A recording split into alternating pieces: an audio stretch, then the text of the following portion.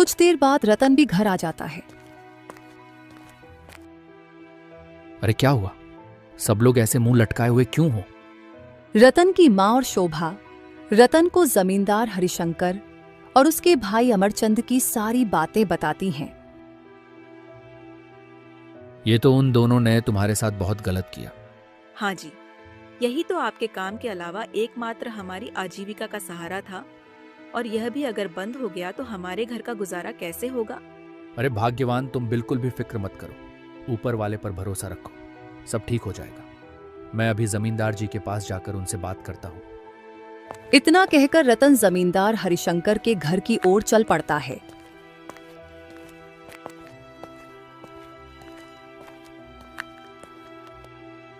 आओ आओ रतनलाल, आज कैसे दौड़े दौड़े आ रहे हो? कैसे आना हुआ? जमींदार जी, आपने मेरी पत्नी शोभा को आपके कुएं से पानी लेने से मना क्यों कर दिया? और आपके छोटे भाई अमरचंद ने भी उसकी सारी सब्जियां बाजार में फेंक दी थी। आप दोनों ने ऐसा क्यों किया? आपको तो हमारी हालत के बारे में पता ही है साहब जी। अरे सुन रतनलाल, मैं तुम्हें कब से मुफ्त में पानी दे रहा हूं और बदले में कुछ नहीं मांगा।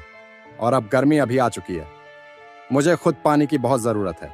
अब मैं तुम्हें और पानी नहीं दे सकता। वैसे भी मैं तुम्हारा ठेका ले रखा है क्या? मेरा ज्यादा दिमाग मत खराब करो, चले जाओ यहां से। हाँ भैया, इसे हमारे कुएं से बिल्कुल भी पानी मत लेने देना। इसकी बीवी ने मुझे सब्जियां देने से इनकार कर दिया था। अब देखना, इनकी सारी अकड़ निकल जाएगी। जमींदार जी, ऐसा मत करो, अभी तो गर्मियां शुरू ही हुई हैं। अगर आपने हमें पानी नहीं दिया तो हमारे खेत का क्या हाल होगा? ऐसा मत करो जमींदार जी, मत करो। रतन उन दोनों भाइयों को मनाने की बहुत कोशिश करता है, लेकिन वे दोनों रतन की एक नहीं सुनते हैं। बेचारा रतन दुखी मन से वहां से वापस अपने घर की ओर चल पड़ता है।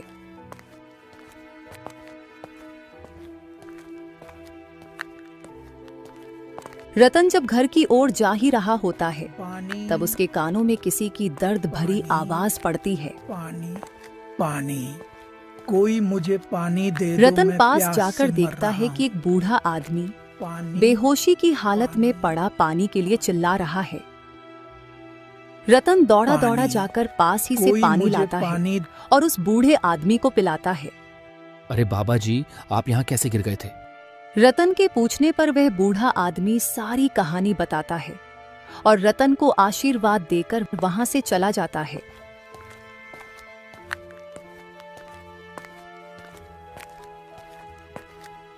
रतन भी अपने घर आ जाता है। क्या हुआ जी? जमींदार जी ने क्या बोला? अरे भाग्यवान, जमींदार जी ने पानी देने से साफ इनकार कर दिया और बोल रहे थे कि गर्मियां आ चुकी हैं और अब हमें खुद पानी की बहुत जरूरत है, तो हरगिज पानी नहीं दे सकता। अजी, अब क्या होगा? हमारे खेत तो सूख जाएंगे। अब हमारा गुजारा कैसे होगा? अरे बेटा, तुम फिक्र क्यों करती हो? हमारे खेत में जो पुराना कुआं है ना, उसे खोद लो, उसमें से पानी निकल जाएगा। वैसे तेरे पापा और मैं उस कुएं को एक दिन में खोद दिए थे। लेकिन अम्मा, उस कुएं को खुदवाने में तो बहुत सारा पैसा खर्च हो जाएगा, और इतने सारे पैसे अभी हैं ही कहाँ हमारे पास। अरे भाग्यवान, तुम पैसों की क्यों फिक्र करती हो? मैं हूं ना, हम दोनों मिलकर उस कुएं को खोद देंगे। और जब मिस्त्री खोद सकता है तो हम क्यों नहीं खोद सकते? ठीक है जी, कल सुबह ही हम दोनों मिलकर उस कुएं की खुदाई शुरू कर देंगे।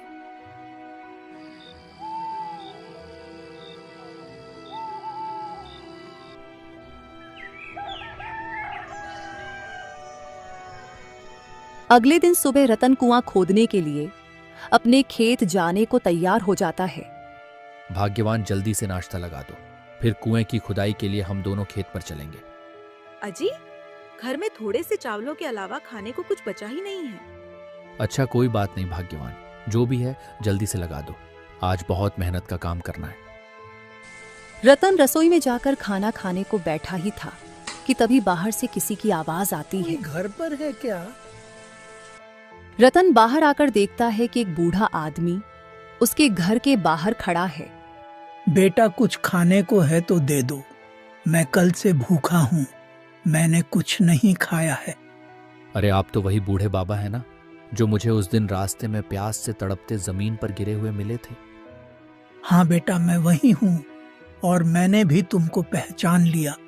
देखो, नियति का खेल तो देखो, आज भी मैं तुम्हारे ही घर आ पहुंचा। अरे बूढ़े बाबा, हम आपको कहाँ से खाने को दें? हमारे खुद खाने के लाले पड़े हुए हैं। बड़ी मुश्किल से जैसे तैसे करके दिन गुजर रहे हैं। वो बूढ़े बाबा रतन की स्थिति देखकर सब समझ गए और बोले, अच्छा, कोई बात नहीं बेटा, सब ठीक हो जाएगा। अब मैं चलता हूँ। अरे बाबा जी रुकिए। सुनो शोभा, तुमने जो चावल मेरे लिए खाने को रखे थे वो तुम बाबा जी को दे दो। अरे बेटा, अगर सारा खाना मुझे दे दोगे तो तुम लोग क्या खाओगे? अरे बाबा जी, आप हमारी फिक्र मत कीजिए, हम कहीं ना कहीं से इंतजाम कर लेंगे। अगर मैंने आपको खाली हाथ भेज दिया तो मेरे गले से खाना नहीं उतरेगा। आप बैठिए बाबा जी।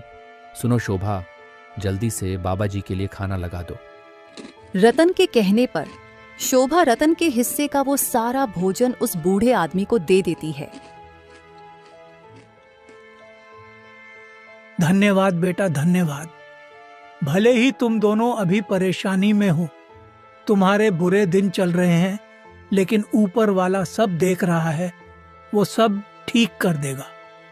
अच्छा बाबा जी, आप तो बस हमें इतना आशीर्वाद दीजिए कि जिस काम के लिए हम आज जा रहे हैं वो काम बस सफल हो जाए। हाँ बेटा, ऊपर वाला एक दिन तुम्हारी अवश्य सुनेगा। बस तू अपनी मेहनत जारी रख और ईमानदारी का रास्ता मत छोड़ना। इतना कहकर वे बूढ़े बाबा वहां से चले जाते हैं। रतन और शोभा भी कुएं की खुदाई के लिए खेत में पहुंच जाते हैं। देखो भाग्यवान, इस कुएं में तो एक बूंद भी पानी नजर नहीं आ रहा है। क्या लगता है तुमको इसमें से पानी निकलेगा? आप परेशान मत होइए जी। अगर हम सच्चे दिल और मेहनत से इसकी खुदाई करेंगे तो पानी अवश्य ही निकल आएगा। चलिए, हम दोनों मिलकर इसकी खुदाई शुरू करते हैं। वे दोनों आपस में यह सब बातें कर ही रहे थे कि तभी अचानक मौसम ने अपनी करवट बदली। आसमान में काले बादल और बिजली की गड़गड़ाहट के साथ बारिश शुरू हो जाती है।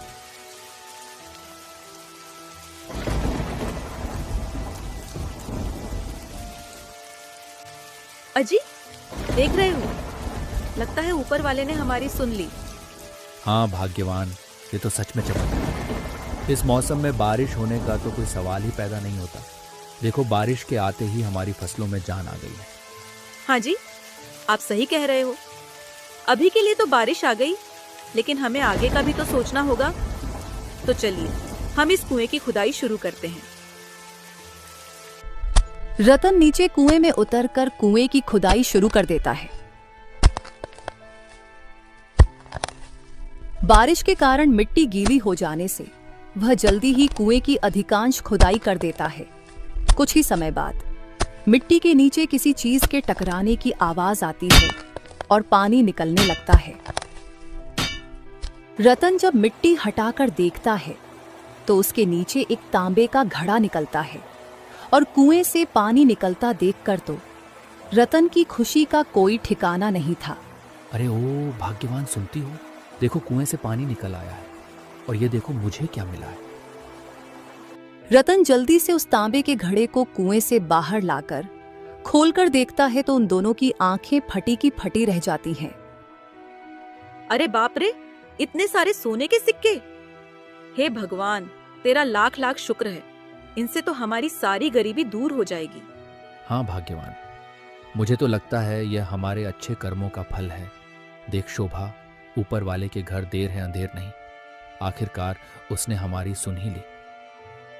शोभा और रतन आपस में यह सब बातें कर ही रहे होते हैं कि तभी उनके पास जमींदार हरिशंकर और उसका भाई अमरचंद आ जाते हैं। ओए सुन रतनलाल, ये सोने के सिक्कों से भरा घड़ा मेरा है, ये चुपचाप मुझे दे दे। अरे जमींदार जी, ये घड़ा तो मेरे खेत के कुएं से कितनी मेहनत और मशक्कत के बाद निकला है, तो फिर ये आपका कैसे हो गया? अरे ओ रतनलाल, तू चुपचाप ये घड़ा मुझे देता है या नहीं? पुलिस को बुलाऊं क्या? जमींदार जी, मैं किसी से नहीं, बस अपने भगवान से डरता हूँ। अब आप मुझसे ज्यादा बदतमीजी मत कीजिए। अजी, यह घड़ा आप इन्हें दे दीजिए, हमें तो बस पानी चाहिए था, दे दीजिए। अरे ओ अमरचंद, ये ऐसे नहीं मानेगा, इससे वो घड़ा छीन लो। जमींदार हरिशंकर और उसका भाई अमरचंद जब रतन से वह सोने के सिक्कों वाला घड़ा छीनकर भाग रहे होते हैं तो वह घड़ा अचानक से उनके हाथ से गायब हो जाता है और उनके खेत एकदम से रेगिस्तान में बदल जाते हैं। अरे भाई, यह क्या हुआ? वो घड़ा कहाँ गया? और यह हमारे खेतों को क्या हुआ? एकदम से रेगिस्तान में कैसे बदल गए? वे दोनों भाई आपस में यह सब बोल ही रहे होते हैं कि तभी अचानक से वह बूढ़ा आदमी वहां प्रकट हो जाता है। उस बूढ़े बाबा को देखते ही उन दोनों को सारा माजरा समझने में देर नहीं लगी। मुझे माफ कर हमें दो माफ बाबा कर जी। दो बाबा जी, माफ कर दो। अरे लालचियों, तुम दोनों ने मिलकर उन गरीबों को बहुत परेशान किया है। तुम्हारे कर्म माफी के लायक नहीं है। तुम दोनों ने जो कर्म किए हैं यह उसी की सजा है। हमें माफ कर दो बाबा जी। हम दौलत और लालच में अंधे हो गए थे। माफ कर दो बाबा जी। हम आगे जिंदगी में कभी लालच नहीं करेंगे और ना ही किसी गरीब को तंग करेंगे। वे दोनों भाई कसम खाते हैं कि वह अब भी से बुराई का रास्ता छोड़ देंगे और आगे जिंदगी में कभी किसी गरीब को परेशान नहीं करेंगे। बाबा जी भी उन दोनों को माफ कर देते हैं और वहां से चले जाते हैं। उन दोनों भाइयों ने रतन के साथ जो किया उसके लिए वे रतन से माफी मांगते हैं। रतन भी उन्हें माफ कर देता है और वे सब मिलजुल कर खुशी खुशी अपना जीवन यापन करने लगते हैं।